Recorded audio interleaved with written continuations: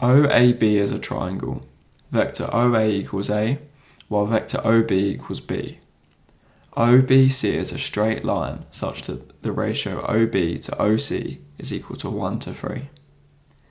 M and N lie on OA and AB respectively, such that MA is equal to a quarter OA and AN is equal to a third AB. For 5 marks, show that MNC is a straight line. For ease, we've added C onto the diagram in the right hand side of the mark scheme to help visualize things. One way to show that MNC is a straight line is to use multiples. If we can show that the vector MC is a multiple of MN, then we've proved that they're on a straight line because the vectors are a multiple. They're in the same direction but of larger size.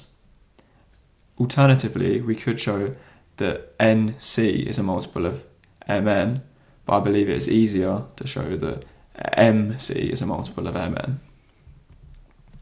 We therefore need to work out these vectors. To get from M to N, we go from M to A and then A to N. So we need to work out the vectors MA and AN to therefore work out MN. The vector MA is equal to a quarter of OA, which means it's a quarter A. The vector AN is a third of AB. AB, to get from A to B, is the same as going from A to O, then O to B, or B minus A. Therefore, AN is equal to a third of B minus A. This therefore gives us that MN is equal to a quarter A plus a third lots of B minus A, giving us minus a 12th A plus a third B. We now want to work out MC. Here is where you could work out NC, but we'll continue with MC. MC, to go from M to C, is the same as going from M to O, then O to C. MO is equal to minus 3/4 A, it's in the opposite direction and the length is 3/4.